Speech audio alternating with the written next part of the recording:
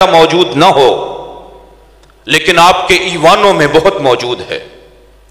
8 مارچ کو لاہور، اسلام آباد، کراچی کی سڑکوں پر ان کی خواتین بڑی نظر آتی ہیں۔ وہ لبرل طبقہ، وہ سیکولر طبقہ، وہ مافیا جو اس ملک میں مولوی، دینداری، اسلام کے خلاف بکواس کرتا ہے، وہ طبقہ کہ جو کبھی بھی اس ایوان میں مسلمان اور اسلام کی قیادت کو برداشت نہیں کرتا ہے، اس طبقے سے مخاطب ہو کر کچھ باتیں کہنا چاہتا ہوں۔ اور جی ہاں، یہ بھی ممکن ہے کہ کچھ بچے آپ کے گھر میں بھی رہتے ہوں، یہاں تو نہ ہوں لیکن آپ کے ہمسایوں میں رہتے ہیں، جن کا ذہن ہو کہ قادیانیت بھی ایک مسلمانوں کا فرقہ ہے۔ یہ جملہ دہرا سکتے ہیں میرے ساتھ آپ؟ اس وقت بہت بڑی تعداد کہتی ہے قادیانیت بھی مسلمانوں کا ایک فرقہ ہے۔ ذرا دہرائیں اس کو، کیا کہتے ہیں وہ؟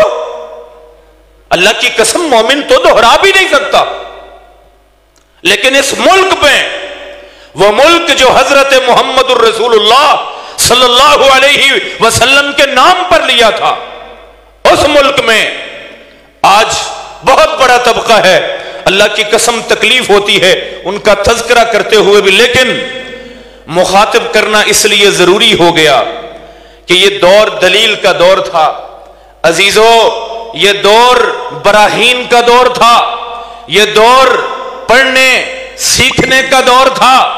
آج جنگ کا انداز بدل گیا، آپ نے 74 میں شکست فاش دی، اس نے اپنے جنگ کے وتیرے اور طریقے کو بدل لیا، لیکن ہم شاید سمجھ نہیں پائے، اس نے اپنے گراؤنڈ اور روٹ لیول پر دلائل کو انڈیل دیا اور وہ لوگوں کی مالی معاونت کرنے لگا، اس نے لوگوں کو لالچ دینے شروع کیے، لیکن آج تک ہماری آنکھ نہیں کھل پا رہی۔ میرے عزیزو، ایک بہت بڑا کذاب گزرا ہے جس کا نام مسیلمہ کذاب تھا۔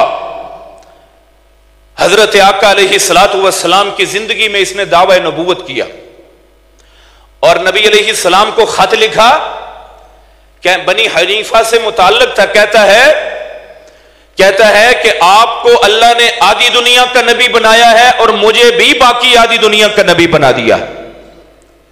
نبی علیہ السلام کی زندگی میں نبی علیہ السلام کو خط لکھا۔ اور پھر مسیلمہ کذاب کے بارے میں ایک دو باتیں ضروری سمجھ لیں۔ وہ مخاطب میرا وہی طبقہ جو یہ سمجھتا ہے کہ یہ مسلمانوں کا فرقہ۔ مسیلمہ کذاب کو کہتا تھا مجھے جبریل آتے ہیں اور وہی ہوتی۔ وہی کیا ہوتی ہے؟ اب وہی سن لیجئے گا۔ کہتا ہے الفیل مل فیل وما ادراک مل فیل، ہاتھی۔ ہاتھی کیا ہوتا ہے؟ آپ کیا جانیں کہ ہاتھی کیا ہوتا ہے؟ لہو زمبن دبیل، یہ وہی ہو رہی ہے۔ لہو زمبن دبیل، اس کی ایک کھردری اور سخت دم ہوتی ہے، وہ خرطوم طویل، اور اس کی ایک لمبی ساری سونڈ ہوتی ہے۔ سبحان اللہ، یہ وہی ہو رہی ہے۔ پھر کہتا ہے مینڈک، اے دو مینڈکوں کے بیٹے، نقی وما تنقین، صاف ستھرے اور کمال صاف ستھرے مینڈک۔ یہ اللہ کی وحی ہو رہی ہے، نعوذ باللہ۔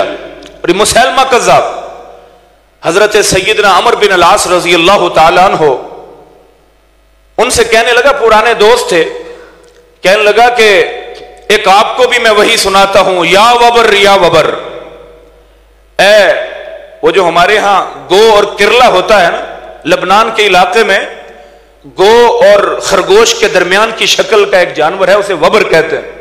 یا وبر یا وبر انما انت اذنان و صدر، تیرے دو کان ہیں اور تیرا ایک بڑا سینہ ہے۔ یہ وہی ہو رہی۔ اچھا، اب اس نے جو لا یعنی باتیں کر لی، حضرت یہ بات مکمل کر لوں کہ سیدنا عمر بن العاص سے کہنے لگا، یہ میری وحی کیسی ہے؟ حضرت عمر فرمانے لگے کہ مجھے اللہ کی قسم ہے، مجھے اللہ کی قسم ہے، تو بھی جانتا ہے کہ مجھے پتا ہے کہ تو جھوٹا انسان ہے، میں تیری تعریف کیا کروں گا؟ بھائیو، ایک طرف یہ مسلمہ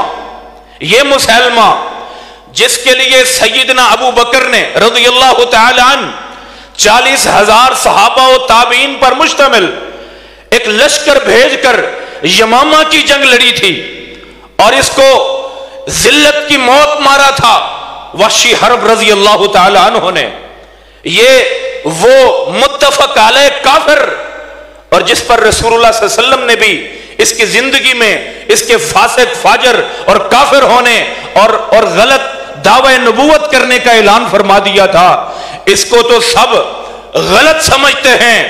اس کے مقابلے میں قرآن پڑھنے سے، درود پڑھنے سے، کلمہ پڑھنے سے، نماز پڑھنے سے جو قادیان کے ملعون مرزے کے لیے میری بیٹی کے دل میں گوشہ پیدا ہوا، میرے بیٹے کے دل میں نرمی پیدا ہو گئی ہے۔ تم بھی سنو مرزا غلام احمد قادیانی کیا کہتا ہے، وہ کہتا ہے روحانی خزائن کے مختلف باب بھرے پڑے ہیں، وہ کہتا ہے کہ مجھے جنہوں نے تسلیم کیا وہ مبارک لوگ ہیں، کہتا ہے کل دنیا کے مسلمانوں نے مجھے تسلیم کر لیا ہے، میری دعوت پر لبیک کہہ لیا ہے، لیکن یہ کہتا ہے مجھے آسمان سے رب کی وحی بذریعہ جبریل آئی ہے، اور کہیں کہتا ہے اللہ نے بذات خود میرے دل میں بات ڈالی ہے۔ وہی کیا ہے؟ وہی یہ ہے کہ اللہ تعالیٰ کہتا ہے کل کائنات کے مسلمان مجھے مان گئے، لیکن جو ابھی تک نہیں مانے وہ کنجریوں کے بچے ہیں اور وہ بدکار عورتوں کے بچے۔ کس نے کہا؟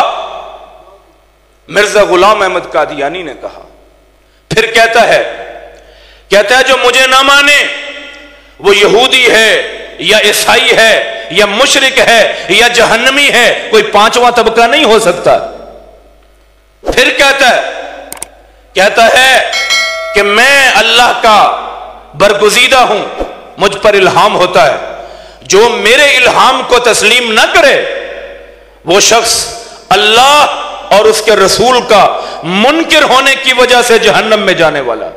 ہمارے علاقے میں بہت سارے قادیانی تھے، میں نے جب اس کی یہ پہلی وحی پڑھ کے سنائی نا، ہمارے ہاں ایک بندہ 22ویں گریڈ کا آفیسر تھا، بار بار مجھے کہنے لگا کہ نہیں جی قادیانیوں کے ساتھ معاملات بہتر کریں، اگلا دور بڑا براڈ ہے، اگلا دور بڑا لبرل ہے، پاکستان کا مستقبل بڑا روشن خیالی پر مبنی ہے، سوچیں ذرا علماء ٹھنڈے ہو جائیں۔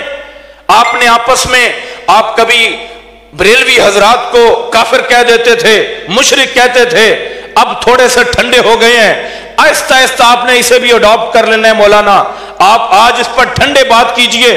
میں نے اس کی کتاب کو ہاتھ میں تھام کر جب یہ خطبہ جمعہ میں پیش کیا، خطبے میں کھڑا ہو کر کہنے لگا اللہ کی قسم ہے میرے سامنے کوئی قادیانی ہو میں جوتیوں سے مارنا شروع کر دوں گا، جوتیوں سے مارنا شروع کر دوں۔ اصل مسئلہ کیا ہے؟ ہمارے بچے ان کو بتلا دیجئے کہ بیٹا یہ صرف قرآن نہیں پڑھتے، یہ مسلمہ کذاب کی ذریت کی طرح قرآن کو تو بھی ٹھیک سمجھتے ہیں کہنے کی حد تک، لیکن ساتھ ساتھ یہ وہ جو مرزا غلام قادیانی کے اوپر نام نہاد وہی اتری تھی جو گالیوں پر مبنی ہے، جو الزامات پر مبنی ہے، جو جھوٹ پر مبنی ہے، یہ اس کو بھی پڑھتے ہیں، اس پر بھی ایمان رکھتے ہیں، اور یہ نبی علیہ السلام کی نبوت کے پیرالل پراپر نبوت کا دعویٰ ہے۔ اس لیے اس دعوے کو تسلیم نہیں کیا جا سکتا ہے، یا تو یہ اپنے دعوے سے باز آ جاتا یا تو اپنی اس نبوت کے جھوٹے اور بالکل من گھڑت قسم کے اس نظام سے باز آ جاتا۔ وہی موجود ہے، میں بھی نبی ہوں، میرے لوگ صحابہ ہیں، باقاعدہ رب سے رابطہ ہے، جبریل اترتا ہے، لیکن میں نے نبوت کا دعویٰ نہیں کیا، ہے نا جھوٹا کہیں گا۔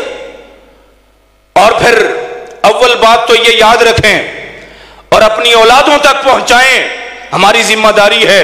ایک بڑے بزرگ نے بڑے پیارے انداز میں کہا تھا اپنے ایمان کی تو بڑی فکر ہے، سوچو کہ جہنم میں اگر بیٹا جل رہا ہو یا بیٹی جل رہی ہو تم نے جنت میں کیا کر لینا ہے؟ سوچو تو صحیح، وہ جنت جو دعوی ختم نبوت کو کے اقرار کے بعد رسول